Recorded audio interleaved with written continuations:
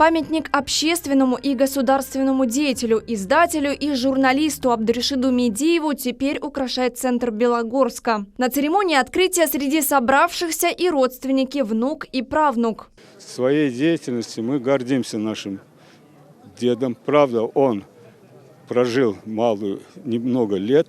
Мероприятие превзошло все мои ожидания, представления. То есть было грандиознейшее открытие. Я очень горжусь этим. Решит Медиев родился 141 год назад в селе Караджа Перекопского уезда Таврической губернии. После окончания школы работал учителем в крымско-татарской школе, а затем переехал в Белогорск. Именно в этом городе и начал свою политическую деятельность. По архивным данным, Решит Медиев был первым крымским татарином главой Белогорска. Тогда в городе появилась первая электростанция, сеть водопроводов и открылся Дом культуры. Член мусульманской фракции Абдуришид Медиев на первом же ее собрании произнес впечатливший участников речь. Сразу после этого его кандидатуру выдвинули на должность первого секретариата. С миру по нитке, чтобы возвести долгожданный мемориал, неравнодушные жители города внесли свой вклад. Помогли и меценаты, и общественные деятели.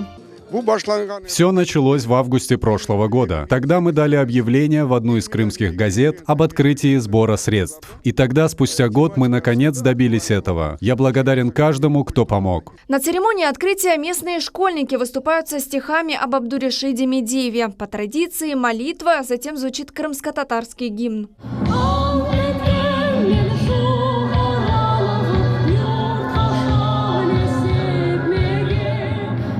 Памятное мероприятие собрало всех неравнодушных горожан, общественных деятелей и представителей духовенства.